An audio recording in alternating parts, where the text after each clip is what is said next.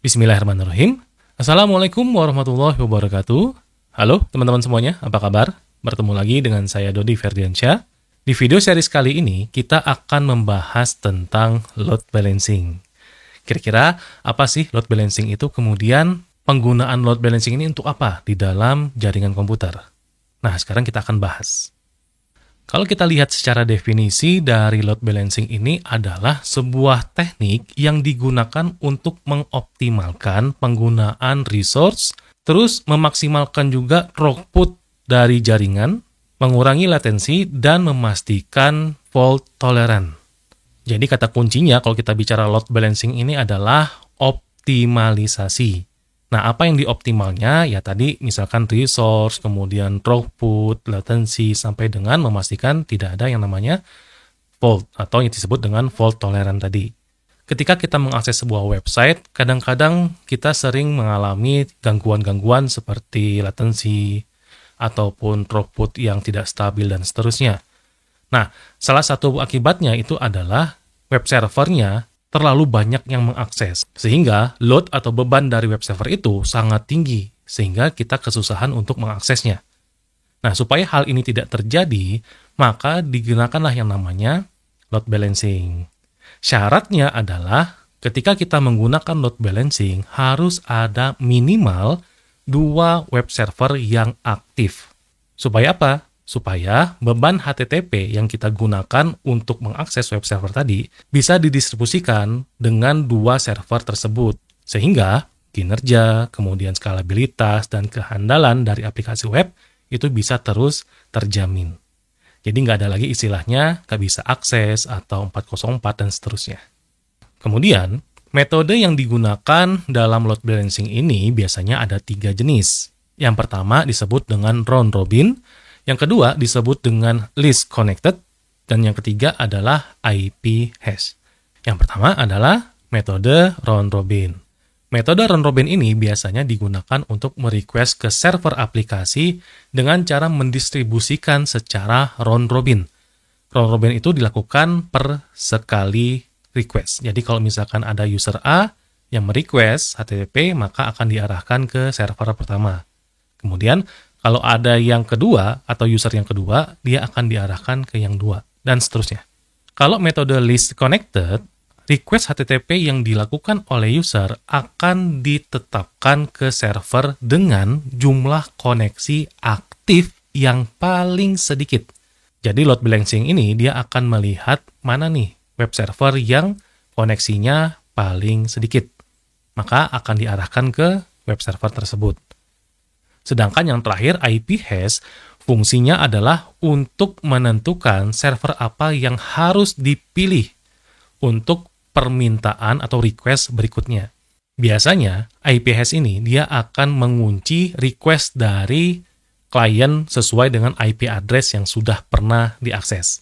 Jadi misalkan, kalau saya pernah mengakses web server pertama, maka berikutnya ketika saya ingin mengakses, load balancing ini akan mengarahkan saya ke web server yang pertama. Jadi, hash dari IP address-nya sudah tercatat di load balancing-nya. Nah, gambar di depan adalah ilustrasi dari load balancing. Sebenarnya simple sih. Ada user yang merequest sesuatu, kemudian masuk dulu ke load balancing-nya. Setelah itu, di load balancing akan diarahkan. Kira-kira user ini harus mengakses web server yang mana? Yang pertama, kedua, atau ketiga. Sekali lagi, penentuan user ini harus mengakses web server yang mana berdasarkan metode load balancing yang kita tentukan pada perangkat load balancer ini. Nah, biar teman-teman nggak bingung, kita akan mencoba untuk mengkonfigurasi load balancing ini dengan menggunakan Neo Virtual Compute dari GeoCloud. Kemudian, untuk tools load balancing-nya, kita akan menggunakan Nginx. Jadi kita akan mengcombine Nginx dengan Neo Virtual Compute. Jadi skenario-nya seperti ini. Saya akan menggunakan 3 NVC dari GeoCloud. NVC pertama akan saya gunakan sebagai load balancing. Kemudian NVC yang kedua saya gunakan sebagai web application yang pertama. Kemudian untuk NVC yang ketiga saya gunakan sebagai web application yang kedua. Untuk NVC yang pertama yang akan kita install load balancing, di situ saya akan gunakan satu domain yaitu dfchannel.my.id. Jadi, ketika ada user ingin mengakses domain ini, load balancing akan mengarahkan ke web application yang ada di belakangnya. Jadi, skenario-nya seperti itu ya. Tugas pertama kita adalah mendeploy web aplikasi. Jadi, teman-teman buat web aplikasi sendiri, kemudian silakan di-deploy di web application pertama dan web application yang kedua. Caranya, teman-teman bisa lihat video sebelumnya ya. Di sini, saya sudah mendeploy web application yang akan digunakan pada server 1 dan server 2. Yang di depan ini adalah tampilan web aplikasi di web server 1. Jadi IP-nya 87.55, tulisannya adalah website pertama. Jadi teman-teman ingat ya, ini untuk pembedanya aja. Kemudian untuk yang kedua, saya gunakan IP 121.158, yang keluarnya adalah website kedua. Jadi beda IP, jelas beda web application. Nah nanti dengan menggunakan satu domain, dia akan bisa diarahkan ke server 1 dan server 2. Nah inilah fungsi dari load balancing. Kemudian tugas kita yang kedua adalah kita akan konfigurasi load balancing-nya yang ada di NVC yang pertama. Sekarang kita sudah masuk ke server load balancing-nya ya. Nah, di sini langkah pertama kita akan menginstal aplikasi yang namanya Nginx dengan perintah apt get install y Nginx. Kalau instalasinya sudah selesai, kita ingin lihat dulu status dari Nginx-nya, apakah sudah aktif atau belum. Perintahnya adalah systemctl kemudian status Nginx. Kalau statusnya sudah aktif atau running, berarti Nginx sudah berhasil diinstal dan berjalan di server load balancing kita. Sekarang, the best part-nya adalah kita akan mengkonfigurasi file default dari Nginx-nya.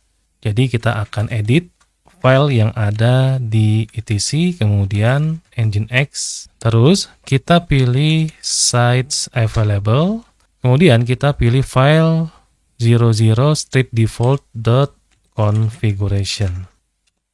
Nah sekarang yang paling penting konfigurasi dari load balancing itu adalah menambahkan script upstream-nya.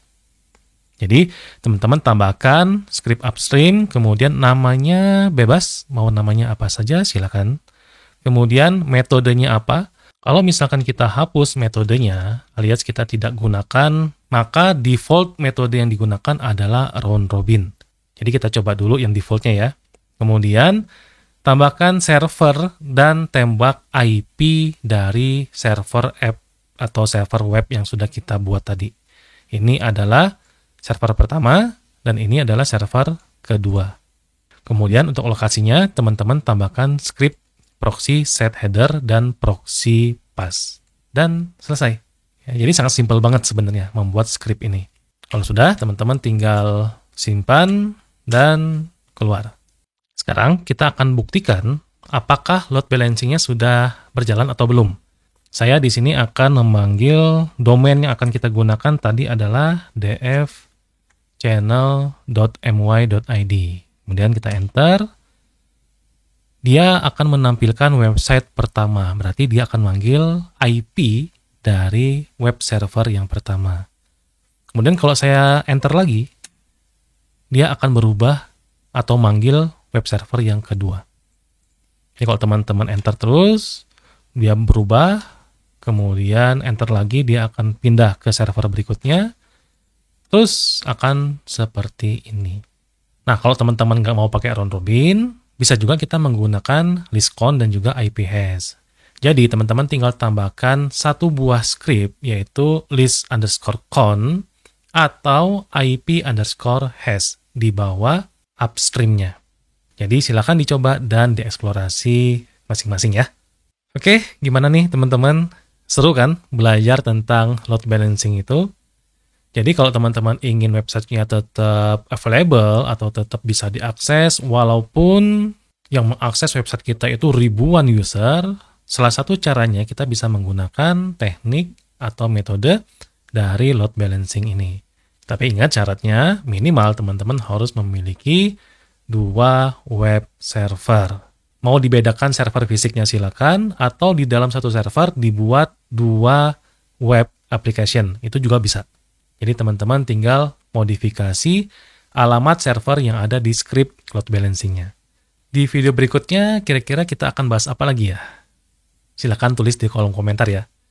Bagi teman-teman yang ingin mencoba NVC-nya GeoCloud, silakan klik link yang ada di kolom deskripsi. Sampai jumpa lagi di video series Cloud Computing bersama Bisnet GeoCloud. Tetap sehat, keep secure. Assalamualaikum warahmatullahi wabarakatuh.